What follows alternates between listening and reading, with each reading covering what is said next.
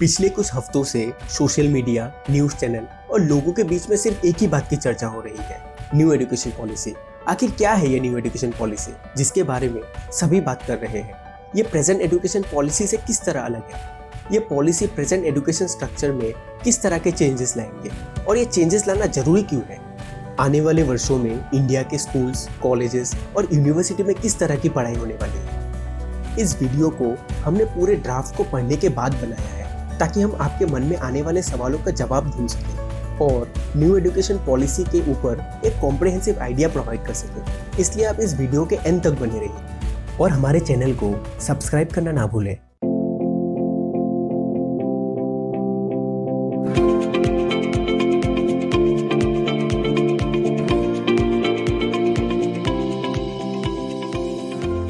Hello everyone, आपका स्वागत है एक्सप्लेन्ड आर्टिकल में और आज हम बात करेंगे न्यू एजुकेशन पॉलिसी 2020 के बारे में।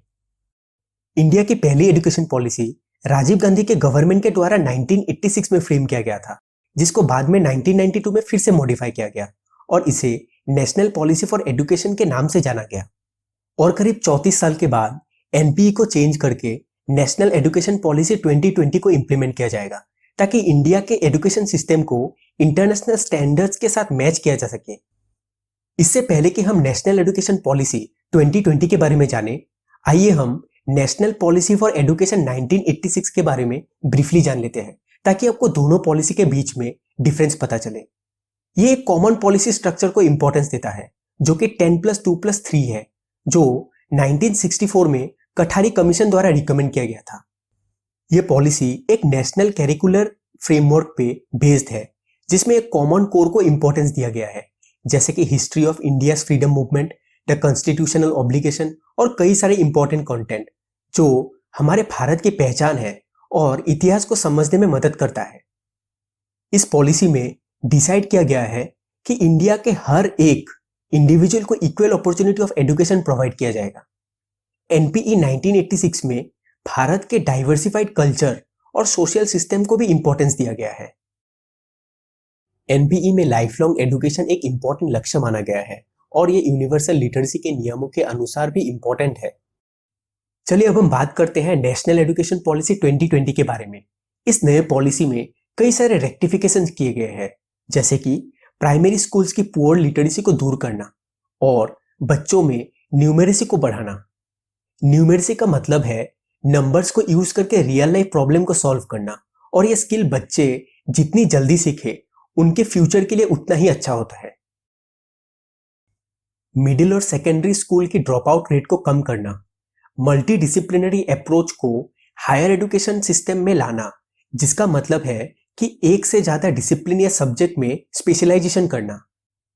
इसके अलावा भी यह पॉलिसी कई चीजों को इंपॉर्टेंस देता है, जैसे कि कैरिकुलम को रिस्ट्रक्चर करना, टीचिंग मेथड्स को मॉडिफाई करना, एग्जाम और असेसमेंट को रिफॉर्म करना, टीचर ट्रेनिंग और अप्राइजल में इन्वेस्ट करना, अर्ली स्टूडेंट केयर ईसीसी, जिसका मतलब है प्राइमरी स्कूलिंग के लिए प्रिपेयर करना।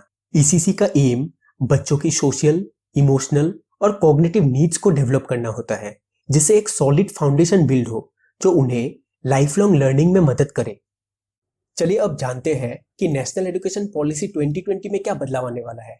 इसमें सबसे इंपॉर्टेंट बदलाव ये लाया गया है कि जो 10+2 का फंडामेंटल स्ट्रक्चर था उसे बदलकर 5+3+3+4 बना दिया गया है, जिसमें शुरुआत के 3 साल प्राइमरी प्ले स्कूल होंगे, जैसे कि नर्सरी और किंडरगार्टन। आजकल ज्यादातर शहरों के बच्चे फॉर्मल एजुकेशन 3 साल की उम्र में प्ले स्कूल के दाखिले से शुरू कर देते हैं। फिर वो स्टूडेंट्स स्कूल में एडमिशन लेते हैं, जो कि K+12 इंस्टीट्यूशन होता है। मतलब पहला 2 साल किंडरगार्टन में, फिर 12 साल प्राइमरी, सेकेंडरी और हायर सेकेंडरी एजुकेशन में। यह नई पॉलिसी उसी स्ट्रक्चर को स्टूडेंट के लिए कॉग्निटिव डेवलपमेंट स्टेजेस में डिवाइड करता है, यानी कि अर्ली चाइल्डहुड, स्कूल ईयर्स और सेकेंडरी स्टेज। लेकिन आखिर ये कॉग्निटिव डेवलपमेंट है क्या? कॉग्निटिव डेवलपमेंट का मतलब है कि बच्चे कैसे सोचते हैं और चीजों को कैसे पता लगाते हैं अपने स्किल्स और रिसोर्सेज को यूज करके। बेसिकली कॉग्निटिव डेवलपमेंट बच्चों के साइकोलॉजिकल डेवलपमेंट में फोकस करता है। चलिए अब कॉग्निटिव डेवलपमेंट के 4 स्टेजेस को देखते हैं। इसमें सबसे पहला स्टेज है फंडामेंटल स्टेज, जो कि 3 से 8 साल के बच्चों के लिए होगा। इसके पहले 3 साल होंगे आंगनवाड़ी या प्री स्कूल, जिसे हम कॉमनली प्ले स्कूल और किंडरगार्टन कहते हैं। इसी के साथ क्लास 1 और 2 भी ऐड किए गए हैं, जो कि 6 से 8 साल के बच्चों के लिए होंगे। लैंग्वेज स्किल को डेवलप करने के लिए और प्ले और एक्टिविटी बेस्ड टीचिंग कैरिकुलम को ध्यान में रखकर इन्हें भी फंडामेंटल स्टेज में जोड़ा गया है। फिर आती है प्रिपरेटरी स्टेज, जो कि 8 से 11 साल तक या क्लास 3 से 5 तक होगी।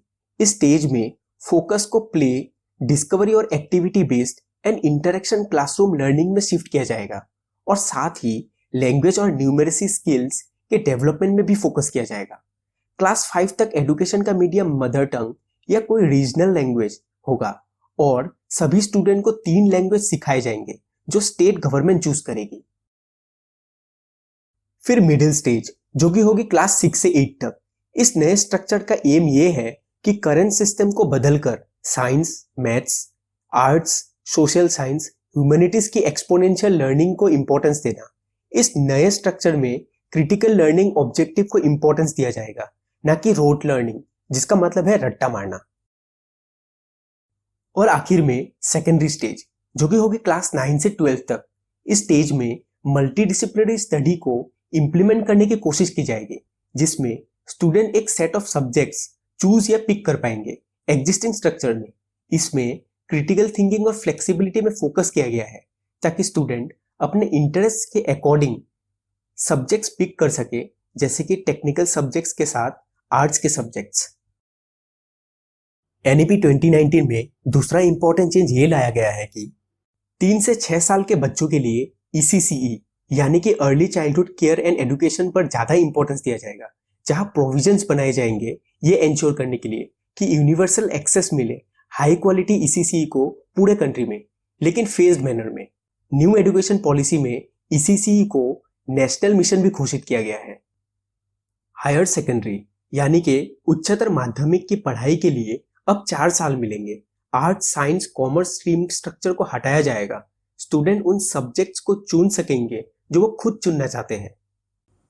अब क्लास 6 से ही कोडिंग सिखाई जाएगी, जैसे कि C++, जावा, पाइथन, जिसकी मदद से बच्चे मल्टीपल प्लेटफॉर्म्स जैसे कि विंडो, एंड्रॉयड और iOS में गेम्स और सॉफ्टवेयर बना पाएंगे। और साथ ही कोडिंग बच्चे के प्रॉब्लम सॉल्विंग स्किल को डेवलप करने में मदद करेगा।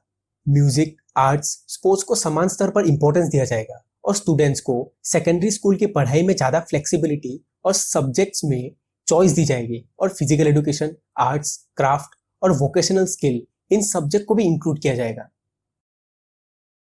Indian knowledge systems, language, culture और वैल्यूज को इंपॉर्टेंस दी जाएगी, और इसके अलावा टेक्नोलॉजी को एक्सटेंसिवली यूज किया जाएगा। हिंदी और इंग्लिश के अलावा भी इलेक्ट्रॉनिक कंटेंट को रीजनल लैंग्वेज में डेवलप किया जाएगा, और स्कूल को भी उसी के मुताबिक डिजिटाइज किया जाएगा। National institute of open schooling और स्टेट ओपन स्कूलिंग भी कई कोर्सेज ऑफर करेंगे, जैसे A, B और C लेवल, जो फॉर्मल एजुकेशन सिस्टम के ग्रेड 3, 5 और 8 के बराबर होगा। सेकेंडरी एजुकेशन प्रोग्राम जो कि ग्रेड 10 और 12 के बराबर होगा, और vocational education courses, adult literacy और लाइफ एनरिचमेंट प्रोग्राम भी ऑफर किए जाएंगे। हर सब्जेक्ट्स के कैरिकुलम कंटेंट को कोर एसेंशियल्स तक सीमित किया जाएगा। क्रिटिकल थिंकिंग, डिस्कवरी, डिस्कशन और एनालिसिस बेस्ड लर्निंग को इंपॉर्टेंस दी जाएगी। बच्चे 3 भाषाएं सीखेंगे। पहला स्टेट लैंग्वेज, दूसरा रीजनल लैंग्वेज और तीसरा वो लैंग्वेज होगा जो स्टूडेंट खुद चूज करेंगे, और इन तीनों में से कम 2 भाषाएं भारत की नेटिव लैंग्वेज में से होगी।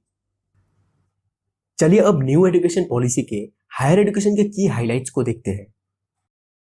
यूजीसी और AICTE को रिप्लेस किया जाएगा एक सिंगुलर हायर एजुकेशन पॉलिसी से, जो कि होगी higher education commission of India. Higher education के रेगुलेटरी सिस्टम डिस्टिंक्ट होगी रेगुलेशन, एक्रेडिशन, फंडिंग और एकेडमिक स्टैंडर्ड के लिए, और ये सभी HECI के अंडर आएगी। HECI के 4 हिस्से होंगे: national higher education regulatory council, national accreditation council, higher education grant council और जनरल एजुकेशन काउंसिल, और ये सभी मिलकर national higher education qualification framework form करेंगे। प्रोफेशनल काउंसिल्स जैसे कि Indian council for agriculture research, veterinary council of India, national council for teacher education, council of architecture, national council for vocational education and training, ये सभी professional standard setting bodies की तरह act करेंगे। Universities के नाम ownership के आधार पर नहीं बल्कि क्वालिटी ऑफ एजुकेशन के आधार पर रखे जाएंगे। एनईपी में मल्टी डिसिप्लिनरी एजुकेशन पर फोकस किया जाएगा और यहाँ तक कि आईआईटीज भी एक होलिस्टिक कैरिकुलम के तरफ आगे बढ़ेंगे आर्ट्स और ह्यूमैनिटीज के साथ। अंडर ग्रेजुएट डिग्रीज 3 से 4 साल के होंगे, जिसमें कई एग्जिट पॉइंट्स होंगे एप्रोप्रिएट सर्टिफिकेशंस के साथ, ताकि स्टूडेंट्स को अगर किसी वजह से पढ़ाई बीच में छोड़नी पड़े तो उन्हें ज्यादा नुकसान ना हो। जैसे कि 1 साल के कंप्लीशन पर सर्टिफिकेट दी जाएगी, 2 साल पे डिप्लोमा और 3 या 4 साल की कंप्लीशन पर बैचलर्स डिग्री। हालांकि 3 से 4 साल की मल्टी डिसिप्लिनरी बैचलर्स प्रोग्राम ये सबसे प्रीफर्ड ऑप्शन मानी जाएगी, जिससे एक स्टूडेंट को सबसे ज्यादा फायदा मिलेगा। जो स्टूडेंट्स 4 साल की डिग्री प्रोग्राम परस्यू करेंगे उनको ये ऑप्शन दिया जाएगा कि वो बैचलर्स डिग्री के साथ एक रिसर्च सर्टिफिकेट भी ले सके अगर उन्होंने उन 4 सालों में अपने स्पेसिफाइड एरिया ऑफ स्टडी में रिसर्च प्रोसेस कंप्लीट की हो। और आखिर में नेशनल रिसर्च फाउंडेशन को सेटअप किया जाएगा, जिसका गोल होगा एक कल्चर ऑफ रिसर्च अनेबल करना। एनआरएफ को इंडिपेंडेंटली गवर्न किया जाएगा, जिसे एक rotating board of governors govern करेंगे। न्यू एजुकेशन पॉलिसी को जब पहली बार प्रेजेंट किया गया था तो इसे एप्रिसिएशन के साथ काफी क्रिटिसिज्म भी मिला। हिंदी को one of the compulsory language बनाने का सुझाव को जल्दी कई लोगों द्वारा अपोज किया गया। और दूसरी तरफ हायर एजुकेशन में जो सबसे बड़ा बदलाव लाने का सुझाव दिया गया कि स्टूडेंट्स को और भी ज्यादा फ्लेक्सिबिलिटी मिले ताकि वो अपने इंटरेस्ट के अकॉर्डिंग अपने सब्जेक्ट्स चूज कर सके, उसे स्ट्रॉन्ग एप्रिसिएशन मिला। तो इस नए पॉलिसी के बारे में आपके क्या विचार है, जो जल्दी इंडिया के एजुकेशन सिस्टम को रिवोल्यूशनाइज करने वाली है, ताकि इंडिया बाकी कंट्रीज के साथ compete कर पाए और हमारे एजुकेशन सिस्टम इंटरनेशनल स्टैंडर्ड से मैच हो।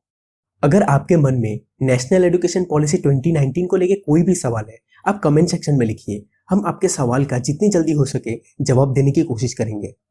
आज हम हमारा वीडियो यही खत्म करते हैं। अगर आपको ये वीडियो पसंद आया है तो लाइक करें, अपने दोस्त और फैमिली के साथ शेयर करें, और अगर आप ऐसे ही वीडियोस आने वाले वक्त में देखना चाहते हैं तो इस चैनल को प्लीज सब्सक्राइब करें। जय हिंद, जय भारत।